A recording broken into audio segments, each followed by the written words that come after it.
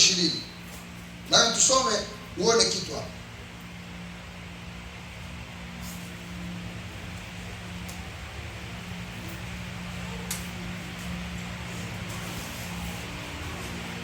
Zaburi ya 107. Lazima tusome mistari michache ili uone kitu ninachotaka kukuonyesha. Nimekwambia unapaswa kutarajia nini? Miujiza, sawa? Kwa nini? Kwanza kwa sababu maisha ya Mkristo yenyewe ni maisha ya nini? Ya kimiujiza. Tuna nguvu nyingine tunaishi, kwa hiyo sio tu nguvu za kibinadamu. Sasa unapokuja ibadani, nimetaka ujue kwamba hapa sio ibadani tu, ni mahali ambapo familia ya Mungu ya Segerea wanakutana. Na ukija hapa Mungu anakuwa anajua huko. Kwa hiyo ukiwepo, anatuma neno sawa sawa na mambo yanayokuhusu, kwa sababu anajishughulisha sana nini na mambo yetu. Tunaenda pamoja mpaka. Nataka mwisho wa ibada hii uwe unajua ninapokaa kutarajia miujiza, mambo gani ninapaswa kuyazingatia. Zaburi ya 107 mstari wa kwanza. Mshukuruni Bwana kwa kuwa ni mwema, kwa maana fadhili zake ni za milele. Na waseme hivi waliokombolewa na Bwana, wale aliwakomboa na mkono wa mtesi, akawakusanya kutoka nchi zote, mashariki na magharibi, kaskazini na kusini. Walitangatanga jangwani katika njia ya nyika, hawakuona mji wa kukaa. Waliona njaa, waliona na kiu, nafsi yao ilikuwa ikizimia ndani yao. Wakamlilia Bwana katika dhiki yao, akawaponya na shida zao. Mstari wa 7. Akawaongoza kwa njia ya kunyooka, wapate kwenda mpaka mji wa kukaa. Na wamshukuru Bwana kwa fadhili zake na maajabu yake kwa wanadamu. Maana hushibisha nafsi yenye shauku, na nafsi yenye njaa huijaza mema. Waliokaa katika giza na uvuli wa mauti, wamefungwa katika taabu la chuma, kwa sababu waliyaasi maneno ya Mungu, walidharau shauri lake aliye juu. Hata akawadhiri moyo kwa taabu, wakajikwaa wala hakuna msaidizi. Wakamlilia Bwana katika dhiki zao, akawaponya na shida zao. Bwana Yesu asifiwe sana.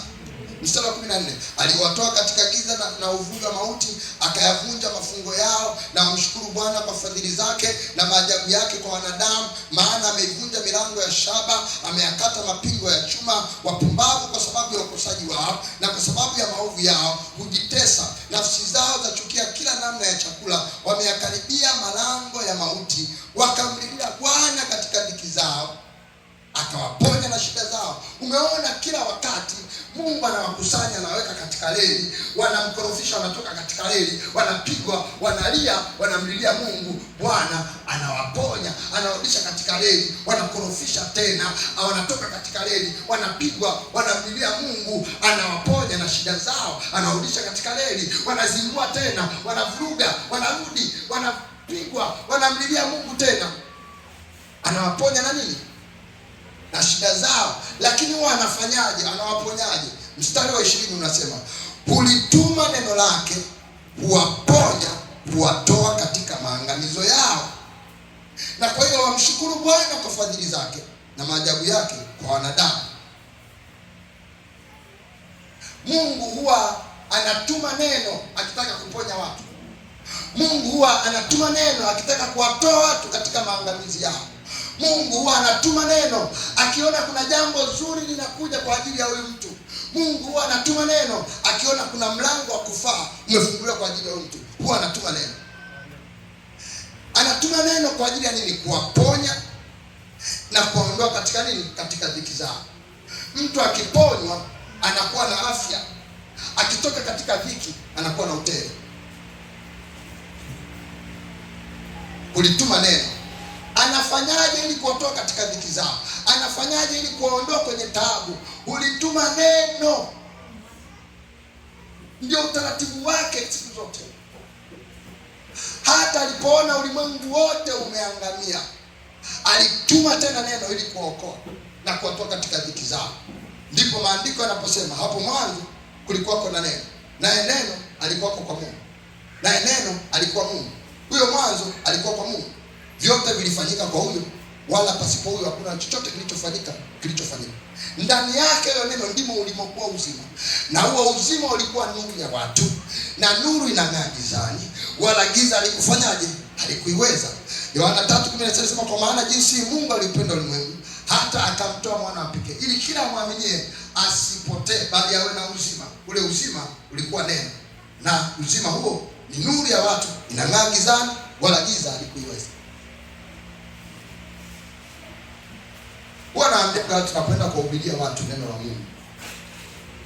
Mara zote unaposikia neno la Mungu, unapoenda kwa ajili ya neno la Mungu, na ni mahali pa neno la Mungu kweli, mahali ambapo neno la Mungu likifundishwa linachokonoa moyo wako unawaka moto, moyo wako unainuka, unaamka, masikio yako yanakuwa wazi, macho yako yanatoka.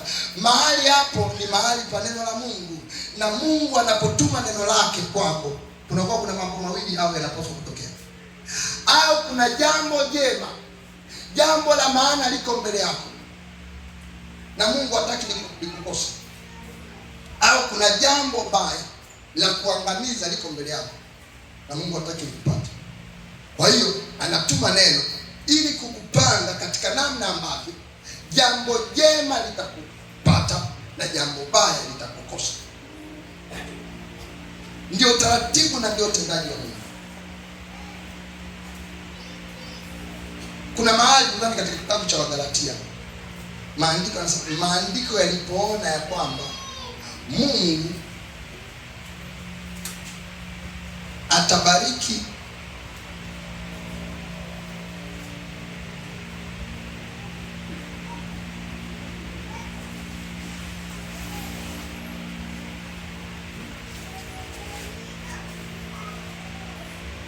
nataka nitafute hilo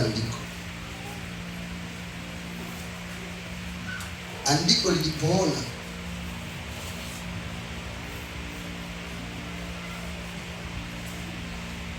find me that when the scripture saw that God would bless the Gentiles through Abraham,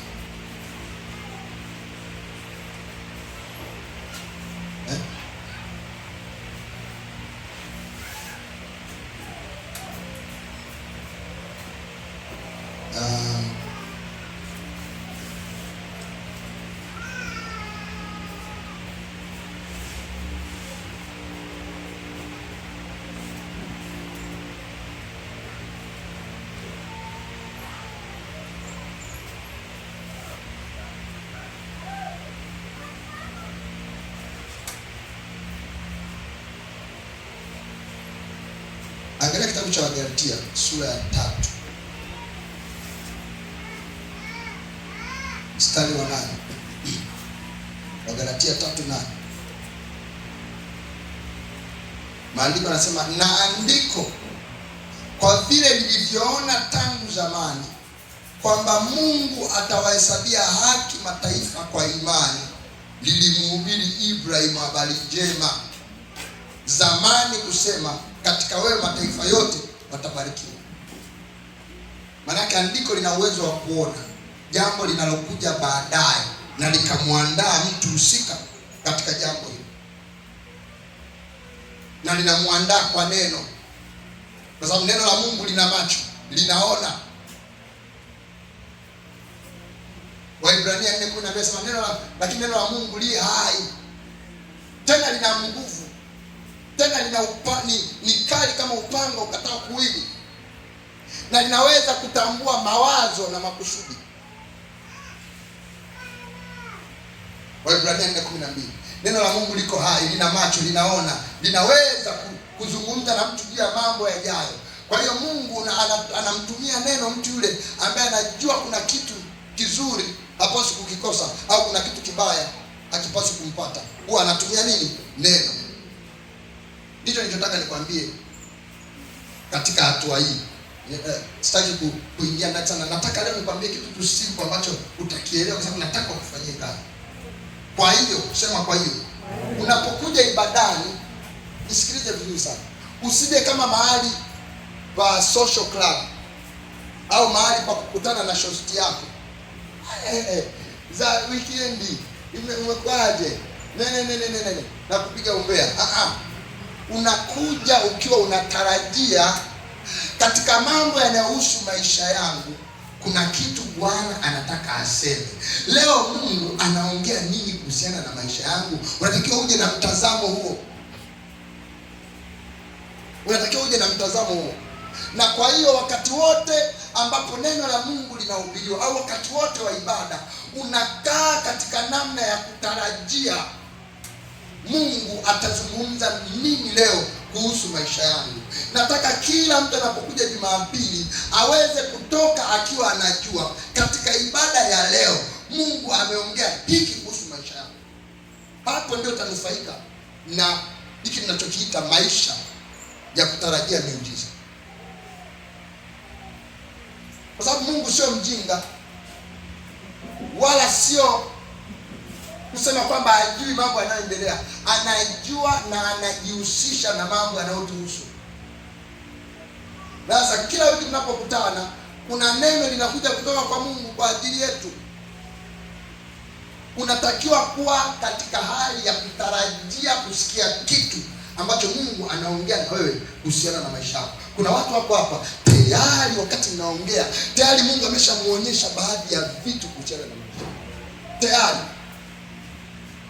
Wanatakiwa ukae katika kutarajia.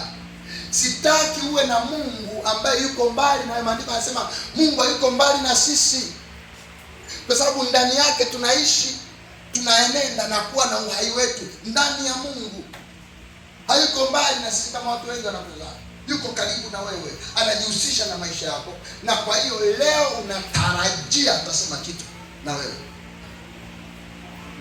Tulikuwa tunaongea na Mathayo jana kwa habari za Roho Mtakatifu, na akawa anafanyia kazi vile vitu ambavyo unaona kabisa nilisema hiki naye amekifanyia kazi kwa msisitizo ule ule. Kuna kipindi nilikuwa nafundisha kwa habari za Roho Mtakatifu. Actually ibada hizi za mwezi wa 6 wote watu ambao watakuwa wanakuja wataona kabisa kwamba kweli anayosema mchungaji kwa habari ya Roho Mtakatifu ni kweli, nini amenitokea. Mtu atakuwa na ushuhuda wa mguso wa Roho Mtakatifu kwenye maisha yake bila mashaka, kama ambavyo imetokea hapa. Nikaambia ukiwa wangapi mliokuwa hapa mnajua, niliwaambia unapoenda kwenye faragha yako, umechagua kaeneo yako. Wakati tunajifunza habari za maombi, tulijifunza kwa habari ya kuchagua eneo na muda wa faragha yako na nani? Na Mungu. Na kwa hiyo muda ukifika, ukiwa unaenda unatarajia Mungu, naenda kukutana na nani? Na Mungu. Mathayo akachukua hiyo. Kuna mahali alikuwa anafanya kazi na kulikuwa kuna gari sijui ni bovu sijui nzima, lakini kulikuwa na gari. Ndio pale anasema kulikuwa na nini? Yeye akachagua kwa ajili ya utulivu, mimi kaeneo kangu kwa kukutana na Mungu atakuwa ndani ya nini? Ya gari. Anasema kwa hiyo alipokuwa anaingia kwenye gari, alikuwa anaingia kwa unyenyekevu kabisa. Anaingia kabisa, anaona Mungu huyu hapa jamani, ndio nimekuja. Anaogopa kabisa. Na anakuambia alivyofanya hivyo, aliwahi kukutana na nguvu za Roho Mtakatifu mpaka akawa anasikia sauti kabisa inazungumza naye. Nguvu za Mungu zilimvaa mpaka